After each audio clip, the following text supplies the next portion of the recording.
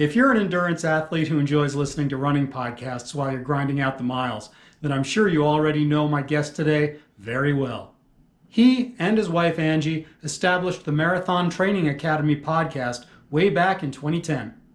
They consistently bring encouragement, knowledge, and top quality interviews with world-class athletes, coaches, authors, and more. And their hundreds of episodes are downloaded more than 100,000 times each and every month. As an avid listener for over 5 years myself, it's a real thrill for me to bring you my interview with Trevor Spencer. Here we go.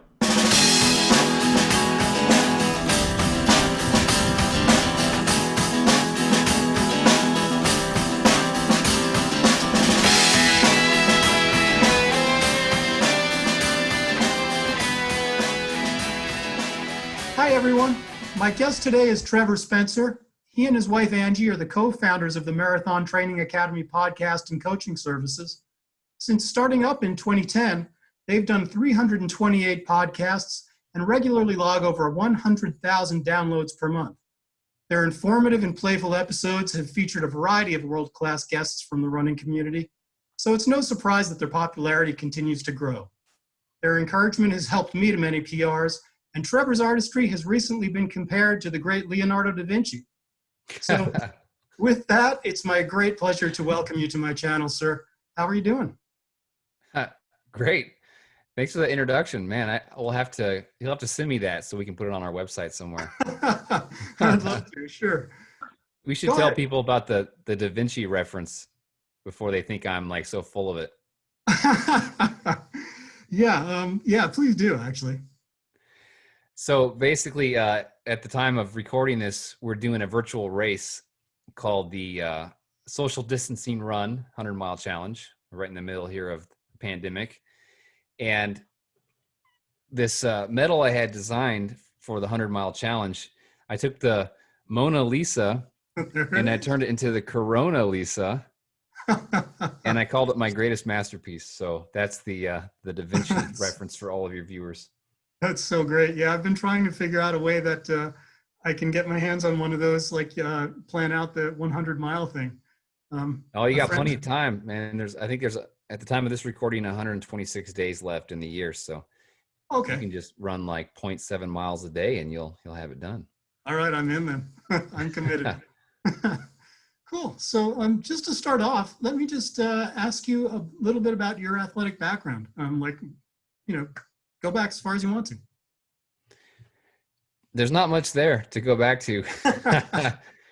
I was kind of a lazy desk potato as an adult. As a kid, I did sports, but yeah, I don't think I was that out of shape. I did like to hike and stuff, but I really didn't exercise consistently or regularly. I certainly didn't run. I hated it. I didn't get into running until I was about 28 or 29. Wow, really? Okay. So what got you actually started?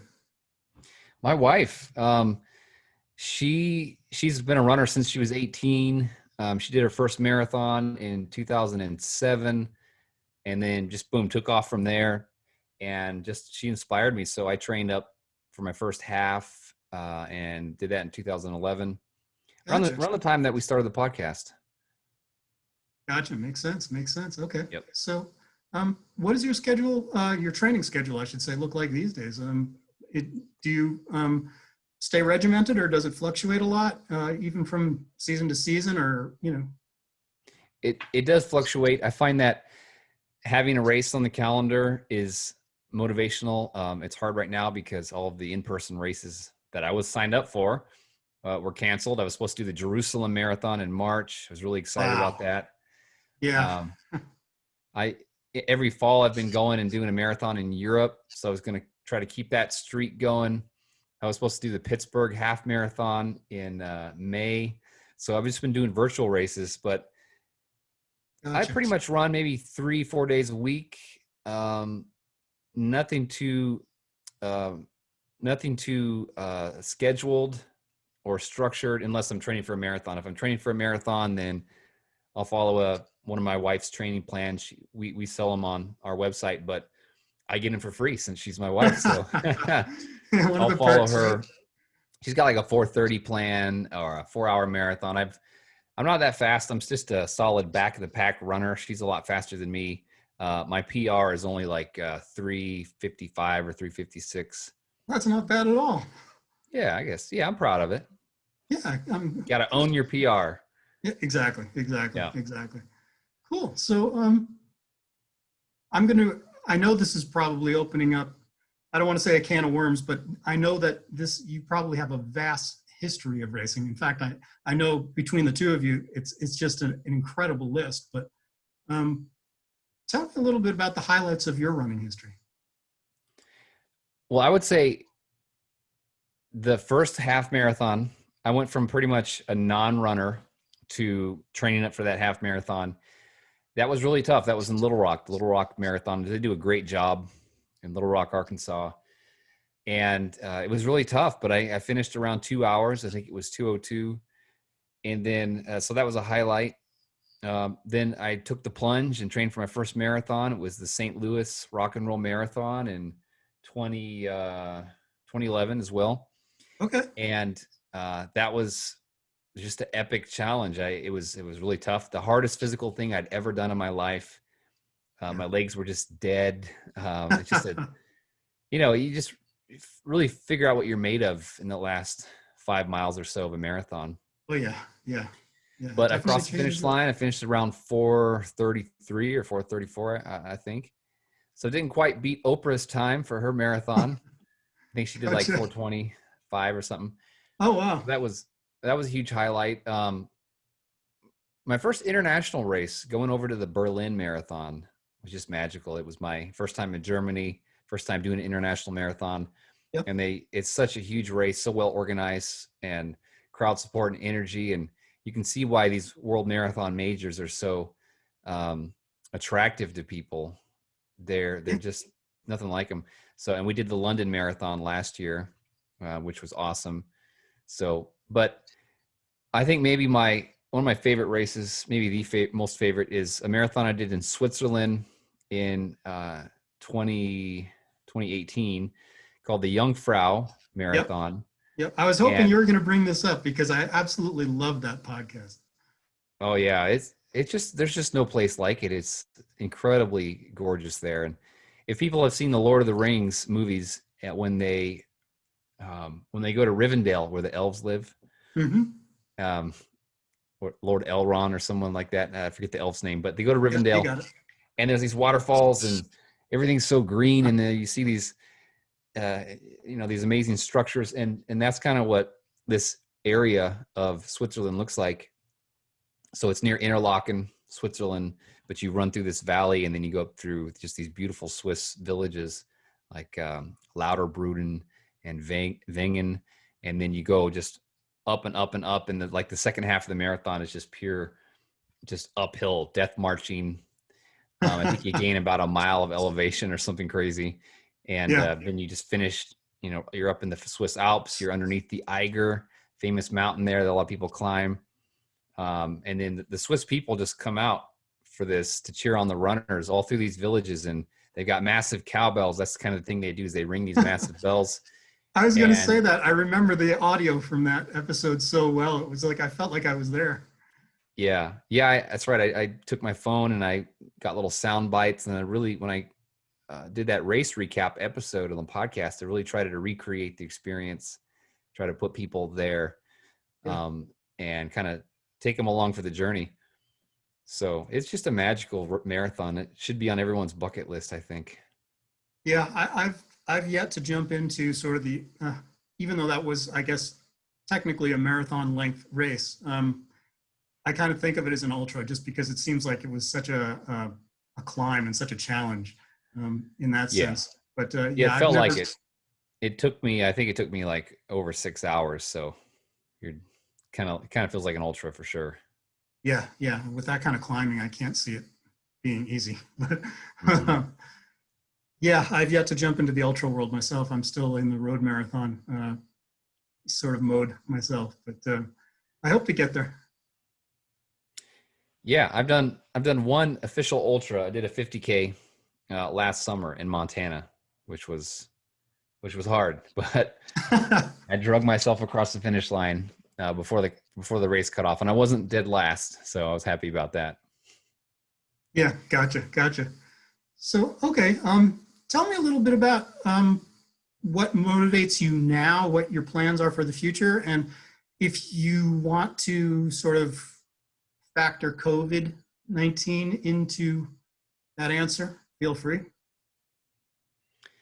Well, I just love the feeling of being healthy and being able to conquer different challenges. So I think running is a great avenue to explore nature, explore the world.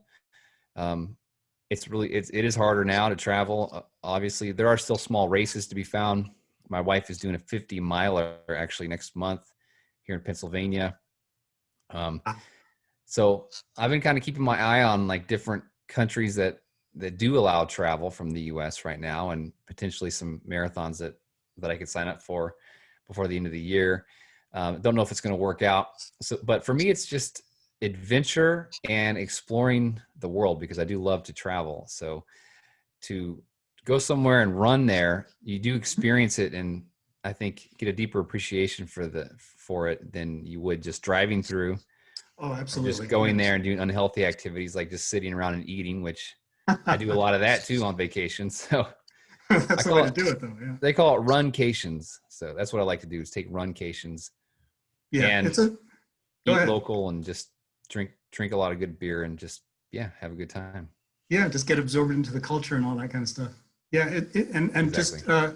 just to reflect on your point there. Yeah. It's amazing when you run a place, the details that you become aware of that you would never have noticed if you were going by in a car. It's just incredible.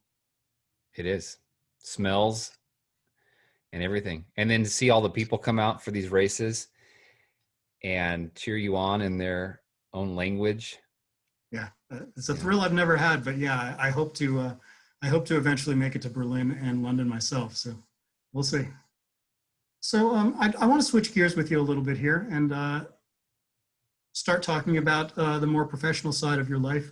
And I was hoping you could tell me a little bit about the spark that got you interested in starting the Marathon Training Academy podcast. Sure.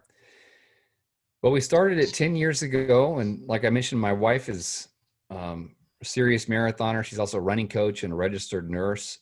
And I knew that we could help a lot of people. Well, she could, her knowledge and expertise. She didn't know anything about podcasting and was kind of skeptical about it. So I convinced her finally to get behind the mic, and we just started sharing content to be a help, and with the maybe the ultimate goal of doing it full time. And as soon as we started our show, it was pretty cool, because listeners started tuning in, started contacting us and following her training advice and seeing results. And then we get these wonderful emails from people about accomplishing a race, believing that they have what it takes, and getting the confidence, or achieving a PR, or overcoming some sort of injury or setback, and something that they heard on the podcast. So it's just really been satisfying to see people just take what we have to say, or what she has to say, and implement it. I wasn't quite used to that. I didn't really I think I underestimated the impact that we would have with the podcast. Just two people at home doing this on their computer, but it's the power of the internet. It reaches all over the world. You never know who's going to listen. So it's been a lot of fun. Yeah, I mean, it's amazing. Just a desire to help people. That's great to hear. I mean, it seems like you guys were, my perception was that you guys were a hit right off the bat. I mean, I didn't start listening until about 5 years ago myself. That's when I discovered you guys, right around the time when I started going after marathons. So, Oh, cool. I went searching for the best that was out there for information and for motivation, and it was a no-brainer for me. I mean, I heard one episode. I don't remember what the first one I listened to was, but it was like immediately hooked. It was like, okay, cool. This is going in my playlist and it's staying there. So it's been that way ever since. Right on. Well, thanks for being a long-time listener, Paul. Appreciate it. Cool. Well, I mean, thank you guys for being as amazing as you are. It's just, Yeah, I mean, for everybody out there, if somehow you are not aware of Trevor and Angie already, go find them on your favorite podcast app. It's an hour a week usually, and it goes by, and you always feel like you've learned something new after it's over. It's just great. So I think, Trevor, you've already answered my next question, but it sounds to me like the podcast and the coaching service started up pretty much simultaneously. We started podcasting in 2010, and then maybe in about a year, Angie started coaching people. She got certified through RRCA, Roadrunners Club of America, and also through USATF, and started taking on clients. And then soon, because people knew of her through the podcast, it wasn't really hard for us to get clients. So pretty soon she has 50 clients, and it's just overwhelmed. And she's also running 8 or 9 marathons a year, and which is just amazing. She decided she wanted to run a marathon in every state. So we were living in Missouri at the time, and it was handy because there was a lot of states around us. But then as time went on, we had to travel further and further to get to states. And our kids were young, had 3 little ones at home. So we took those kids with us. And sometimes we would take Angie's mom, and she would watch the kids, and both Angie and I would run. I gotcha. So it was a lot of fun in those days. But after a while, having 50 clients, she just got burnt out, and we decided this is not sustainable. We need to bring on more coaches on the team, to scale and to take more off her plate. So we started just bringing on these amazing, highly qualified coaches that, they're even more qualified than Angie in some ways. The first coach we brought on had a dual master's degree from Columbia in exercise science and nutrition. And we just got these amazing people on the team now.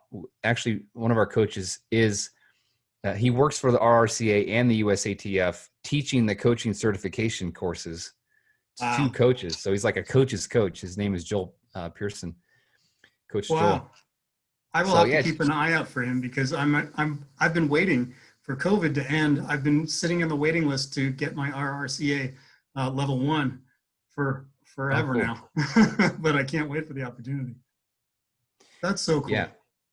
Yeah. So it was like in life, like a lot of things in life, something that starts out with being a problem ends up being an opportunity in disguise, right? So Angie being overwhelmed with and burnt out on coaching, and it forced us to adapt, forced us to scale and to bring on talent. And I wasn't from a business background. I studied theology in college, so I didn't know how to necessarily hire people and go through all that process. So it was a great learning experience and opportunity for personal growth for us as entrepreneurs, as well as runners. Yeah, gotcha. Well, it's there's proof in the pudding. You guys are obviously you've got it down. It seems like everything's just getting better and better, and it's well deserved. So it's like a marathon. It feels like a marathon, I don't know what mile of the race that we're in, but we're just one step at a time. Gotcha. Now, speaking of marathons and how long they are, I'm going to do a little reading here because I want to make sure I fit this whole question in properly. Many new runners see the 5K distance as a daunting challenge. Yet the tagline for your podcast is, "You have what it takes to run a marathon and change your life." So please talk a little bit about the power of pursuing a seemingly audacious goal, like running a marathon, and how that has the power to change a person. Sure, I would love to. Yeah, that's our tagline. We sign off every podcast with that saying, because we do believe that there's so much about the marathon that's mental, and you got to get in the right headspace to take on this challenge, because it is a huge challenge. And having an audacious goal, something that scares you, I think it's like forces you to go on this journey to become the type of person that can accomplish that goal. So it's not necessarily keeping it with the marathon for the analogy. It's not like just crossing the finish line that's so life-changing, although that is a magical moment. I keep saying magical for some reason. That's there's nothing, I mean, it's a great feeling to cross a marathon finish line and you like almost instantly forget of all the pain and suffering, and you're Oh, like, absolutely. Absolutely. you know, the next day you're a little sore, but you're thinking, I want to do it again. Exactly. But I think it's the journey to the finish line. It's all the training. It's putting in all the work. Those workouts on your training plan. It's all those long runs and all those runs that go bad, and then you figure out why. It's the nuts and bolts. And I think that is what forces you to grow. And that's the life-changing process. So we are all in process of becoming some future version of ourselves. So you look at the future version of yourself that you want to be and take the bold action now to commit to that journey. So it could be signing up for a race. So if you want to be the type of person that runs marathons, commit now and sign up for a race, and then start the process. Put yourself in motion toward that goal. Such great advice. That's the way I started. I ran on a treadmill for a few months back when I got started, which is about 9 years ago. And the first race I signed up for, I was kind of scared to even be seen in public running. I was just convinced that here I am, this middle-aged guy carrying around, I think it was like almost 40 pounds extra. And Wow. so I was scared even to be seen in public. And I finally, after a few months, I was just sick of just being in the room by myself, sweating. So I forced myself to sign up for a half marathon. Mm-hmm. And it was funny because when I crossed that finish line, I swear to you, it was not 2 minutes. I found my wife on the other side of that finish line, and I was like, "Find me a marathon. I'm gonna do it." And it really does. It transforms everything about you. So everything you just said is just absolutely spot on. So again, to everybody who's a new runner out there, take what Trevor said to heart, commit, and it will change you for the better. Yeah, and don't be nervous because the running community is really accepting, and because we've heard from a lot of people through the years about being nervous to go to a race. And if I remember back, I probably was too. My first race was a 5K, and I went there, didn't have even, the best clothes, didn't have all the latest gear and gadgets, but you go there and you're probably not going to be the most out of shape person there. You're probably not going to finish last. Even if you do, it's fine. As long as you finish. And the running community is really accepting. You'll find the nicest people on earth. Everywhere I've gone, just all around the country and other countries as well, I can connect with runners. We can talk about running for hours. And Exactly. We can be from totally different political spectrums too. And we don't even bring that stuff up. Like, it's like all the stress of like what's going on in the world, we sort of like step away from, and we just geek out on running and, blisters and gadgets and races, and we just have a good time. I mean, it's awesome. Running really brings people together. Oh, absolutely. It's amazing. Since I've started this YouTube channel, which is I can't believe it's already 6 months in all truth. But I'm really new to this. And the hundreds of people that I've met, even whether it be just through comments, underneath a video, or people that I've discovered who are doing similar things to me on YouTube. We just get together and go on literally for hours. It's just so much fun to talk about this stuff. And that's great, because I've heard not every community on YouTube is that positive and accepting. Yeah, very true. Very true. But, maybe I'm jinxing myself, but so far it's just been an absolutely positive experience for me. But, and with you here now, it just blows my mind that I get the opportunity to speak with you. So, my positive attitude towards this has only improved as a result of this. So. Yeah, man, it's fun for sure. Happy chemicals all around. Absolutely. Absolutely. Endorphins everywhere. Yeah. So, all right, let me let me ask you this. With COVID-19, it's hard for a lot of runners to stay motivated, obviously, with no particular race to work towards. But you guys over there at MTA, I think, have really come to the rescue for a lot of people, helping to keep them motivated through your virtual challenges and your virtual races. Talk a little bit about those. Sure. Yeah. Thank you for asking. I wasn't looking to put on a virtual race.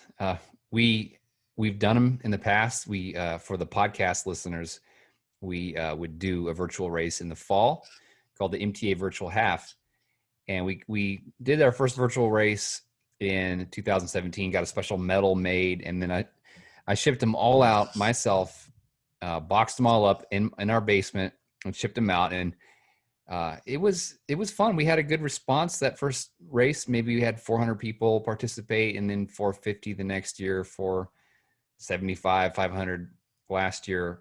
So anyway, this year comes and it's March and everything is canceled, and people started saying, you need to do a virtual race. We want to run a virtual race.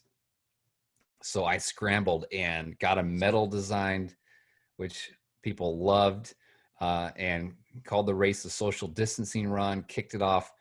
And we had almost 15,000 people sign up. That's amazing. So obviously I'm not sending out medals from my basement with this one. So I had to hire a company and to do the fulfillment. And then there was just all kinds of challenges, but this community has grown around it. We've got now this Facebook group with 10,000 people in it. And every day people are posting photos and sharing their journey and giving attaboys to each other. Yeah. So it's been fun. And that race is still going on. You can still sign up for it if you're watching this.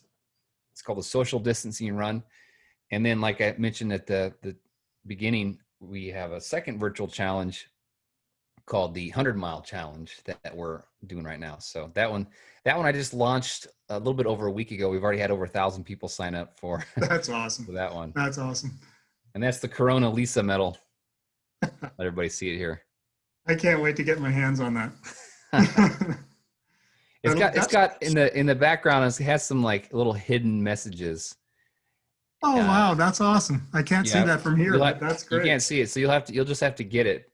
See, people, they don't even they can't. I never really tell people what's fully on the medal. I just want it to be a surprise. So there's some cool Easter eggs, hidden Easter eggs in there. I'm looking forward to getting my hands on it and taking a look. But it's funny because you got to log your 100 miles first. We'll do so. I'm sure you have no problem doing that. You probably do, 20, 25 mile or 30, 40 mile weeks, huh? I don't want to go off, but yeah, I'll usually log between like 75 and 100 a week. So oh yeah, I'm somewhat You're obsessed. Hardcore, dude. Yeah. Yeah. You can that's like elite level to run 100-mile week.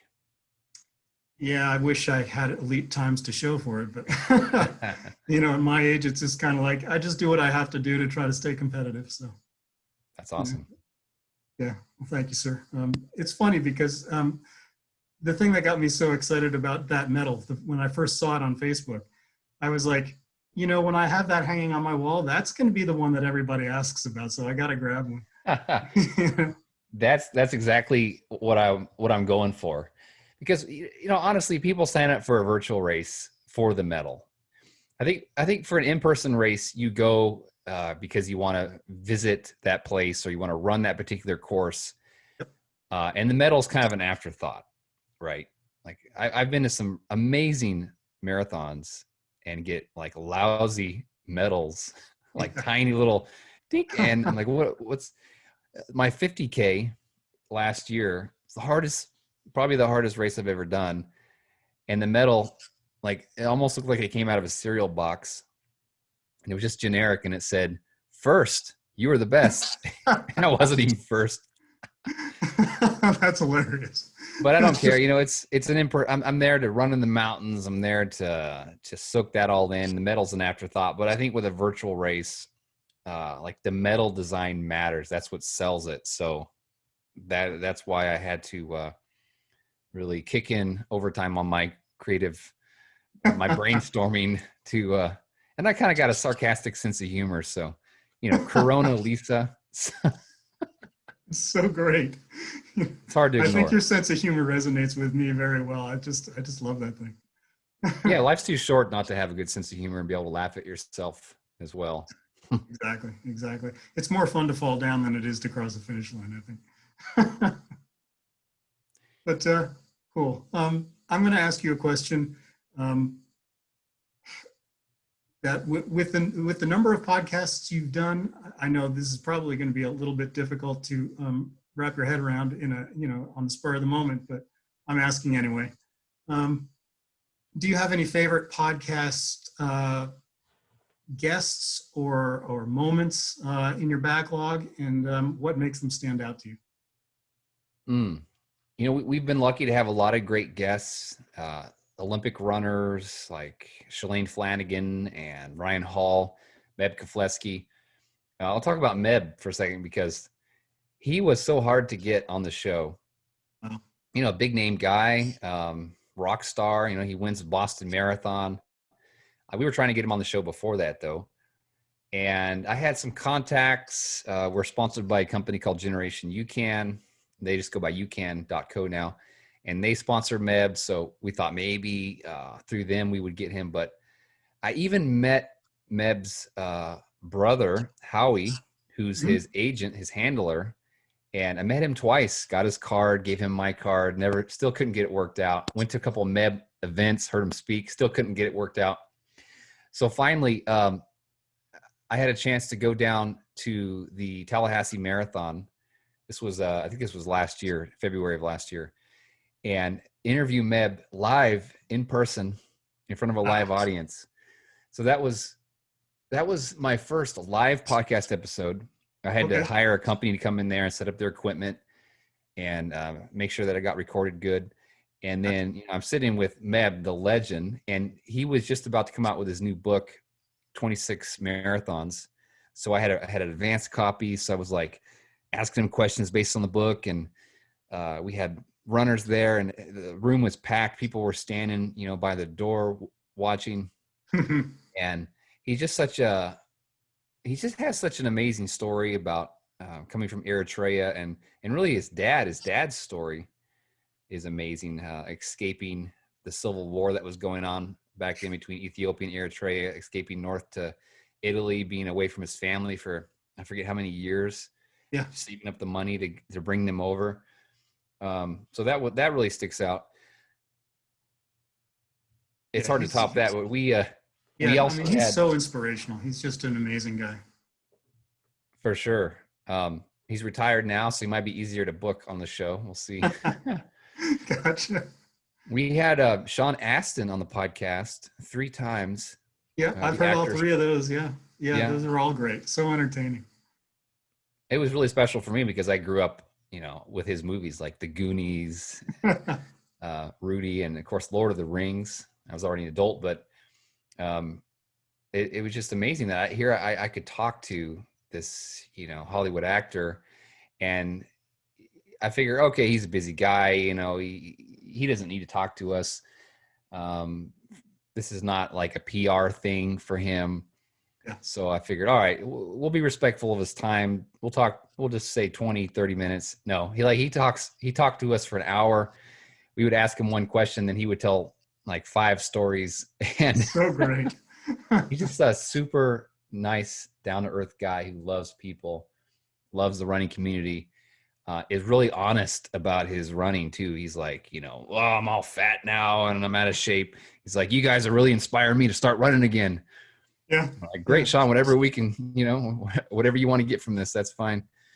But he's done an Ironman, Kona Ironman. He's done, I think, 15 marathons. He sponsors a little 5K in Arizona. Oh, how cool. So he's still involved in the running world. That was a lot of fun. The running scientist Tim Noakes, author of the book The Lore of Running, which is like the running Bible. I'm sure you have a copy of it, Paul. You look Oh like a yeah. guy that would have that book. Oh yeah.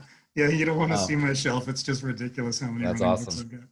I've got. Yeah, he's such a gracious man to talk to. I think we've had him on the show 2 times, and um, he's probably near 70 years old now. Still runs, still, I don't know if he's retired, but he's still researching, still writing.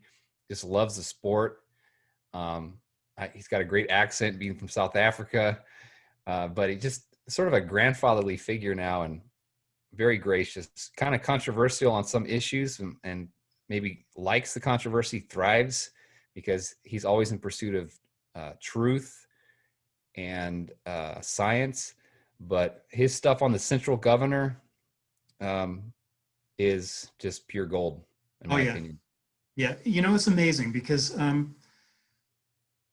David Goggins' book, Can't Hurt Me, I believe. Yeah. It's funny because that reminded me a lot of the central governor thing that Noakes talks about just being able to, I don't want to try to sum up Goggins' book, but where I saw that overlap was very much in, willpower is only going to get you so far. You have to train your mind to know what it's like to be in pain so that you know how to push through it. Yeah. And yeah, that's some of the most amazing subject matter, I think, And yeah, when it comes if to you read running. that book, it's called "Can't Hurt Me" by David Goggins, and for those that haven't read it, it's awesome book. There's a dude that his mind didn't give up, but his body did. Uh, Several races, he would just he had some pretty major breakdowns and injuries and everything, but he's Yeah. so mentally tough that he kept pushing himself. So it does illustrate Tim Noakes' mind over body central governor, is that a lot of people, the reason why they drop out of a race is their mind quits before their body does. And even David Goggins, like we talk about his book on the podcast, but we always have to preface it by saying you probably shouldn't do what he's doing, like Yeah. running a 24-hour race, racking up 100 miles on very little training or very little fuel, or some of the crazy stuff that he was doing. Oh, it's incredible. Yeah. I mean, his background growing up, I mean, was what a story. And then, to take that as motivation and to turn it around and turn it into something positive, really, really motivational, everybody. If you haven't read that book, go get it. Yeah, but to bring this back to to present day here, and to bring this back to Marathon Training Academy, I'm first of all amazed that at the sheer list of amazing people that you've hosted on your podcast, and thank you for sharing your favorites. But I'm kind of curious, just what is your favorite thing about the success of the podcast? Hands down, my favorite thing is meeting listeners. Cool. It's just awesome, the energy that comes from listeners like you, Paul. It's been great to connect with you. I appreciate it. And for just an average guy sitting, here at home making a podcast on my computer and then sending that out in the world, to meet people in person that listen to the show and they feel like they know me, like we're friends, and they sort of sometimes see me as a celebrity, though I'm not. And it is kind of flattering, but it's also, it shows you the power of connecting through telling stories, because that's really what we do, is we share our story and share tips and stuff too. But Yeah. I think almost every race that we've gone to, we've been able to meet with listeners to the show, even just obscure, sort of out of the way places that we've gone. And even up over in Europe, first time I went to Europe and did the Berlin Marathon, we had 30 people out for our meetup before the race. And these are all people that listen to the show from all over Europe, and some folks from Australia who were there for the race. And it just really showed us how many listeners we had abroad. So one thing I want to do is go to Australia I mentioned Australia because we've got so many folks there that that do our virtual races and that listen to the show and have been trying to get us to come over That's to pretty Australia. cool. I know it's definitely something I want to do. There's a marathon there. I think it's called the Outback Marathon. I could be wrong. In the middle of Australia is this monument, this huge monolithic rock outcropping. It's red. What is that thing Oh, you're called? talking about Ayers Rock out there. Ayers Rock. There Thank you, Paul. I knew you would knew that. go. I didn't know that. So at that marathon that goes to Ayers Rock or around Ayers Rock is something I want to do. I think it's in our summertime, so their wintertime. Yeah. I don't know what month, maybe June or July. But there's tons of great races to be had over there, I've been told. Yeah, I would imagine. Yeah. It's funny. I've actually got a couple of friends through this YouTube channel. One in New Zealand and one in Perth, I believe. And it's funny because every time they post one of their videos, it's like they're all bundled up and freezing, and I'm like, oh, that's right. You guys are going through winter right now. It's funny, but yeah, it's amazing the reach that you guys have, and it's just it's you guys are so positive, and I can see why your audience only just continues to get bigger. It's the audience that makes it worth it, really. That is the most satisfying thing. I mean, we make a good living doing this now. We bootstrapped it in the beginning, and it's been 10 years, so we make a good living doing it now. But still, I think just getting feedback from the audience and hearing about their success stories, like that's even to me more satisfying than seeing money come in. It's great to hear. I mean, you guys deserve all the success that you've had so far, and I just hope it just keeps on getting bigger for you guys, because not only do you deserve it, but like I said, you're bringing so much good to the running community. It's just such a nicely packaged way of learning how to do this running thing in the most healthy and positive way possible. And you guys are just so much fun. The banter between the two of you is just awesome. So it makes it easy to get through that hour. It's like the podcast flies by. But Cool. I'm really curious to know what you guys have planned for the future, whether that be, the next 3 months or the next 3 years, whatever you want to share. Yeah. In our personal running, Angie and I, my wife, we would both like to run all the world majors. So we've been trying to get into Tokyo, which is near impossible. We still haven't done New York City, so got to get that one done. And I haven't done Boston, but then we've done all the other world marathon majors. I kind of have this distant goal of wanting to run a marathon in every country in Europe. Oh, wow. Because I just love to travel, and I'm just going to focus on one continent at a time and just knock out Europe, and then maybe move on to South America and just, gotcha. Yeah. That's kind of a personal goal. As far as MTA goes, we hope to continue to grow the podcast and, just have as many amazing guests on as we can, and just keep it fresh. I think it's hard if our lives were not intertwined with it and our own running. I think it'd be hard for us to keep doing it. Like if Angie and I were not runners ourselves, and yeah, I think it'd be hard. But we just love to do this, and it really is a passion-based enterprise for us. I mean, it comes across that way. It seems like you guys really, really enjoy what you do. So yeah. I mean, the editing the podcast, which I do, that's my responsibility, is a lot of work, and I tend to procrastinate doing it because most people don't know, but I put in like maybe 20 hours into one episode. Wow. So it can kind of, it feels like a job, But I chose to do that in the beginning because I wanted it to be really high quality. I know people's time is valuable, and I wanted just to instantly be high quality and connect with people. So I haven't managed to outsource that.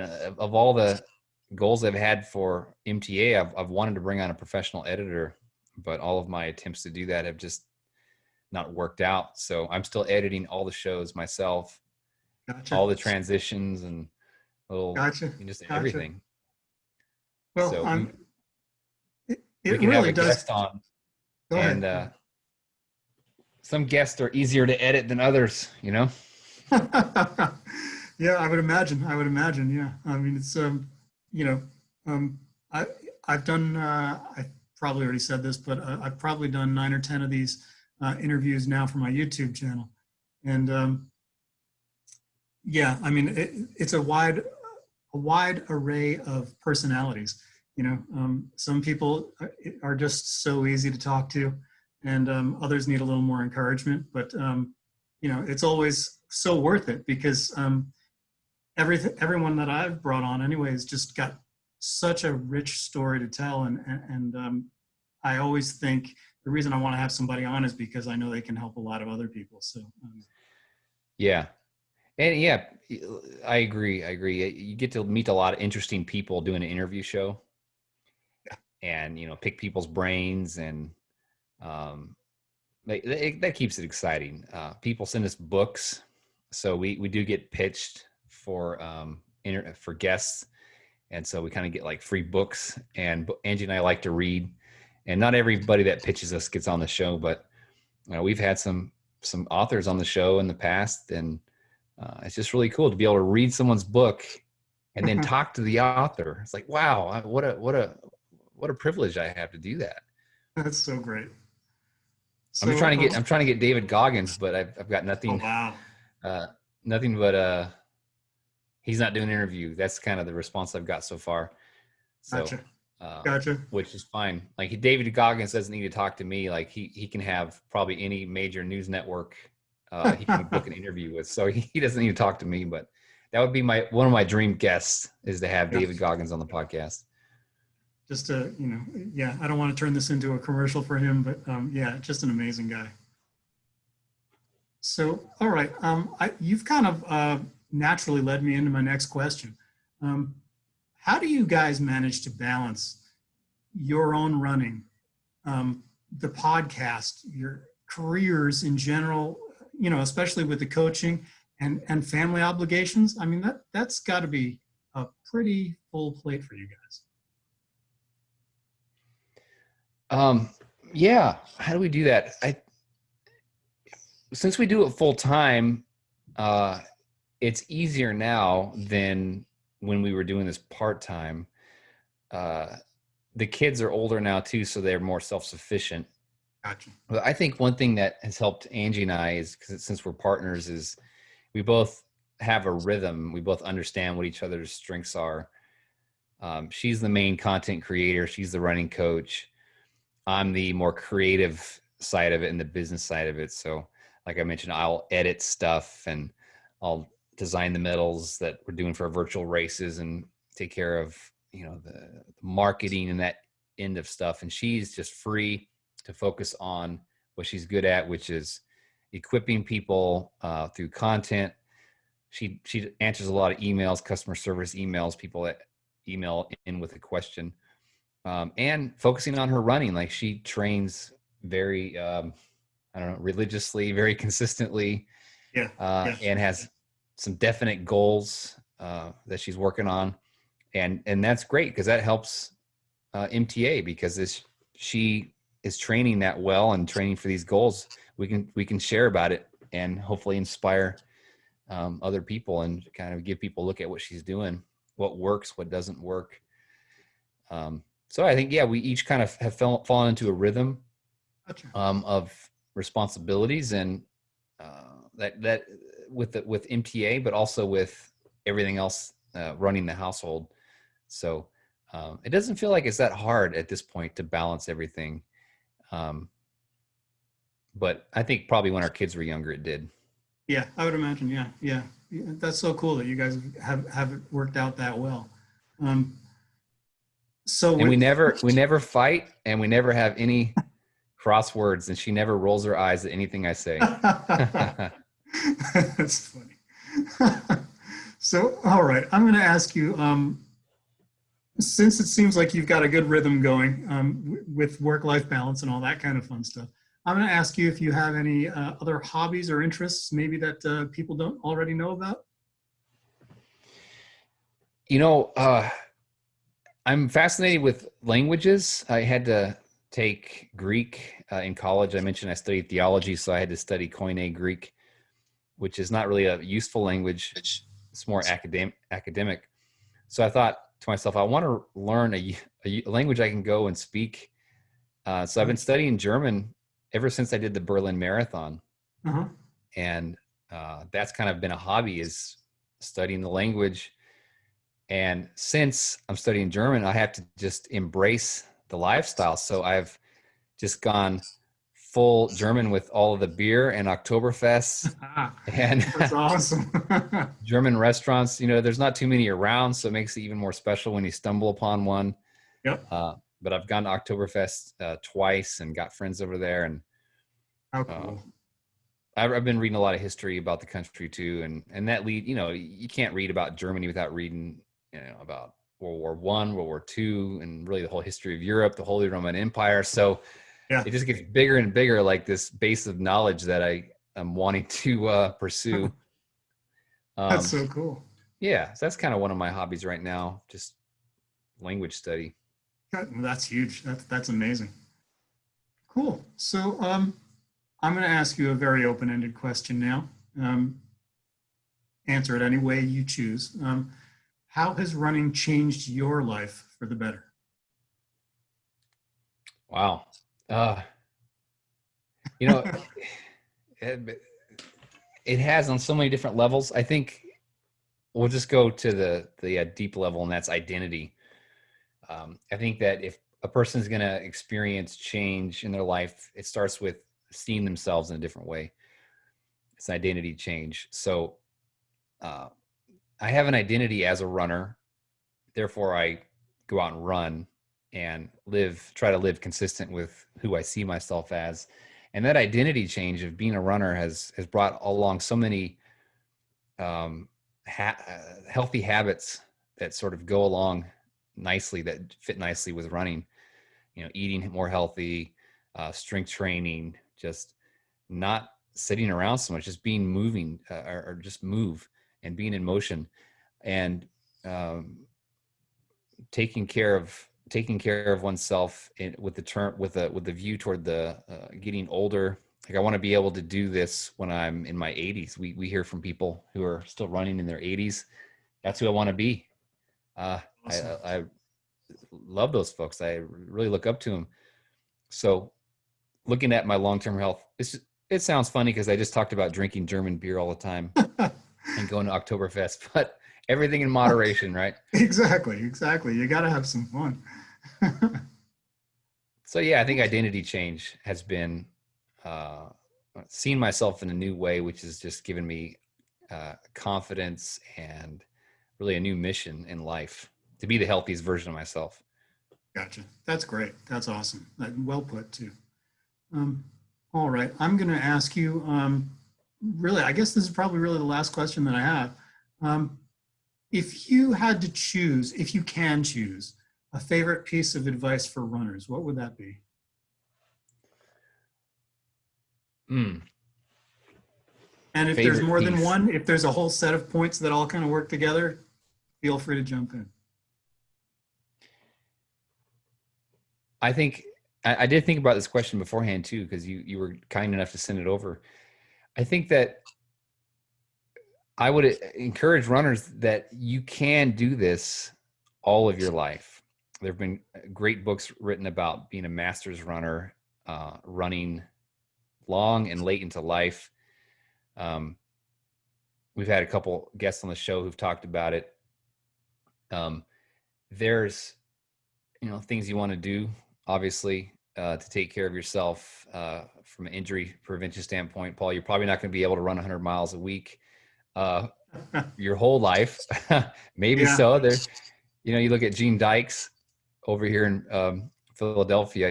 He probably does that, but he's probably the exception rather than the rule. But yeah, I think if we take care of ourselves, if we cross train, if we do all the boring stuff that gets neglected, we do the foam rolling, the cross training, we go get the massage, go to the chiropractor, just do that maintenance stuff, not run when we're injured, not push through just ignorantly an injury that's going to cause us to, make matters worse. We can be in this for the long haul. We truly can be running, late into life in our 70s and our 80s. We could take a run one day and then later that day we're gone. And then, we just die with the running shoes on, right? Die with your boots on. Yeah, exactly. Yeah, I'm hoping that I can pursue this for decades to come myself. So, You can. we'll get there. We'll get there. Yep.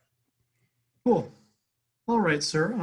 I just kind of want to give you the opportunity to share how people can find you online, the best places to go to get in contact with you, all that kind of stuff. Perfect. Yeah. You can go to marathontrainingacademy.com, or if you want to find our podcast, just Marathon Training, wherever you find your podcast, should bring it up. I think we're the #1 show on that term in iTunes and other places. And we're on Facebook and Instagram at Marathon Academy. So come say hi. That's awesome. All right, sir. Well, with that said, I just want to reiterate how blown away I am that I had the opportunity to talk with you. You guys have been just an inspiration for me, for real, for years now. And, you've pushed me when I didn't necessarily want to lace up and get out the door. And this was a thrill. And thank you so much for being a guest on my channel. This was great.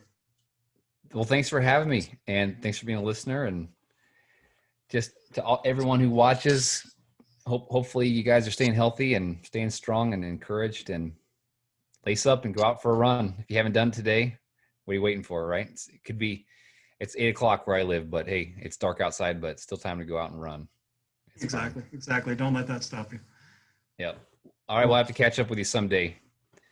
Let us know if you're ever coming through Pennsylvania. We'll go out on a run on the Appalachian Trail. Oh, that'd be wonderful. Thank you again, sir. And I hope you enjoy the rest of your week and your weekend coming up. Thanks again. All right. Take care. Thanks, Paul. You too. Bye-bye.